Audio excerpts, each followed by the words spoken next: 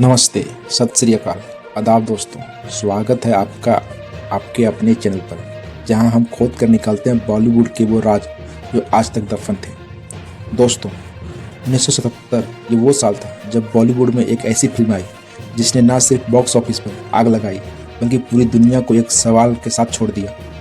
आखिर कौन है वो ड्रीम गर्ल? आज हम बात करेंगे फिल्म ड्रीम गर्ल की।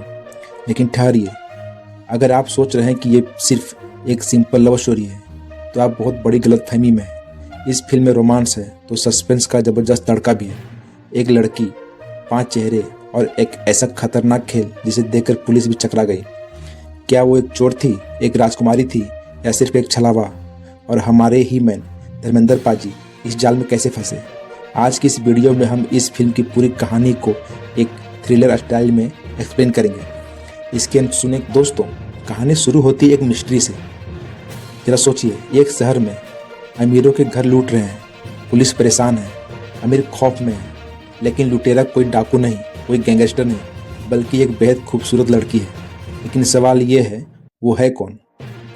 फिल्म की लीड रोल है हेमा मालिनी, जो इस फिल्म में एक नहीं, 2 नहीं, बल्कि 5 अलग अलग किरदारों में नजर आती है। पहला सपना, एक सीधी सादी लड़की। दूसरा पद्मा, एक चालाक ठग। तीसरा चंपाबाई, एक नचनिया। चौथा राजकुमारी, एक शाही खानदान की वारिस। 5वां ड्रीम गर्ल, वो चेहरा जो सबके सपनों में आता है लेकिन हाथ किसी के नहीं। कहानी का असली थ्रिलर पॉइंट तब आता है जब हमें पता चलता है कि ये सब अलग अलग औरतें नहीं बल्कि एक ही मास्टरमाइंड है। जी हाँ, सपना एक अनाथालय चलाती है जहाँ वो अनाथ बच्चों को पालती है। लेकिन इन बच्चों का पेट भरने के लिए उसे पैसे चाहिए, और पैसे कमाने के लिए उसने चुना है जुर्म का रास्ता।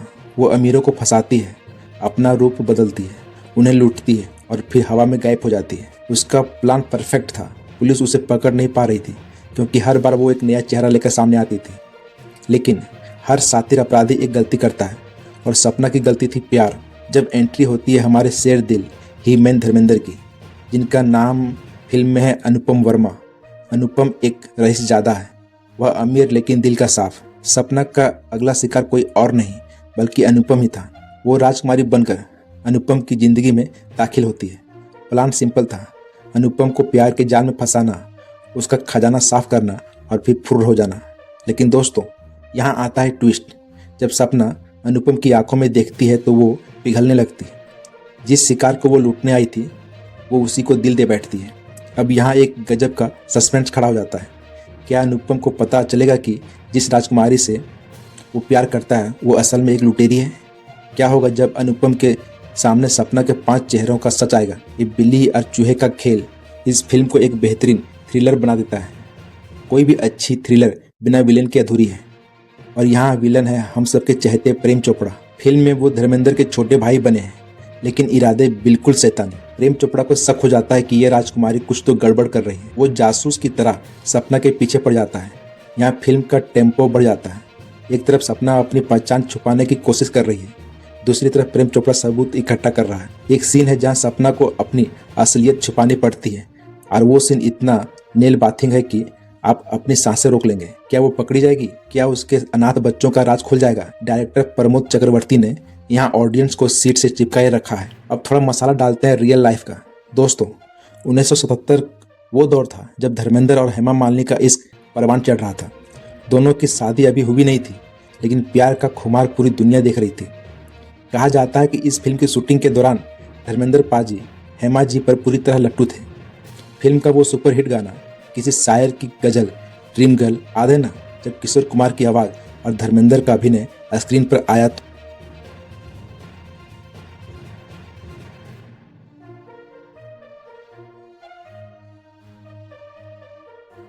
तो लोगों को लगा ही नहीं कि वो एक्टिंग कर रहे हैं।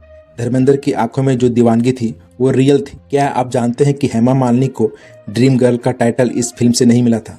जी हाँ, 1968 में उनकी पहली फिल्म आई थी सपनों का सौदागर, और उसके पोस्टर पर प्रोड्यूसर ने लिखा था राज कपूर्स ड्रीम गर्ल। यह नाम उनके साथ ऐसे चिपका कि 1977 में पूरी फिल्म ही उनके नाम पर बन गई। सोचिए क्या स्टारडम था। दोस्तों, इस फिल्म की जान है इसका संगीत। लक्ष्मीकांत प्यारेलाल का म्यूजिक और आनंद बख्शी का बोल। टाइटल ट्रैक ड्रीम गर्ल तो एक एंथम बन गया था। उस जमाने में हर लड़का अपनी प्रेमिका में ड्रीम गर्ल ढूंढता था और छुपा छुपी खेल आओ वाला गाना वो लोरी आज भी माओ के फेवरेट है। लेकिन एक गाना है जो इस फिल्म के थ्रिलर मूड को सेट करता है, वो है जब सपना अपनी पहचान बदलती है। बैकग्राउंड स्कोर में जो सस्पेंस म्यूजिक बजता है वो आपको बताता है कि अब कुछ बड़ा होने वाला है। अब बारी उस सेगमेंट की जिसका आपको इंतजार था, फिल्मी गपशप और अनसुने राज। नंबर 1, 500 रुपये का नोट। फिल्म में एक सीन है जहां हेमा मालिनी एक 500 के नोट का इस्तेमाल करती है।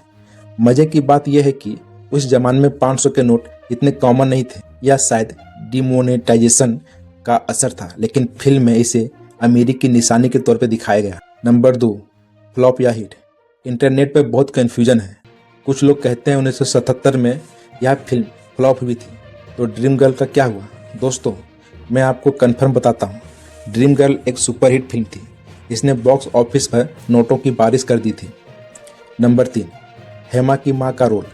फिल्म में हेमा मालिनी की एक नकली माँ भी होती है और वो किरदार निभाया था दिग्गज एक्टर्स दीना पाठक ने।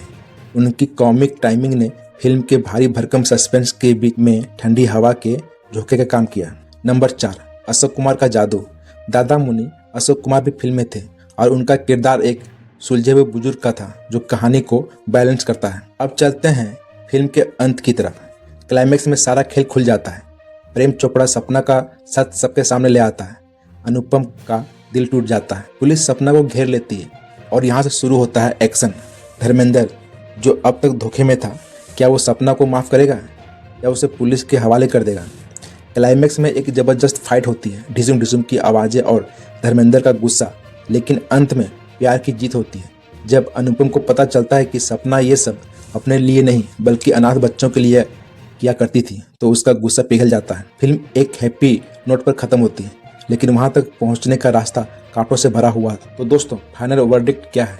अगर आप आज के ज़माने में धूम या रेस के फैन हैं तो एक बार 1977 की इस ड्रीम गर्ल को देखिए। इसमें आपको वो सब कुछ मिलेगा जो एक मॉडर्न थ्रिलर में होता है। ठग, भेष बदलना, भागम भाव और केमिस्ट्री। हेमा मालिनी ने साबित कर दिया कि वो सिर्फ एक सुंदर चेहरा नहीं, 5 अलग अलग किरदारों को निभाना कोई बच्चों का खेल नहीं था। उन्होंने कॉमेडी भी की, इमोशनल ड्रामा भी किया और एक्शन भी। और धर्मेंद्र भाई, वो तो उस वक्त के ग्रीक गॉड थे।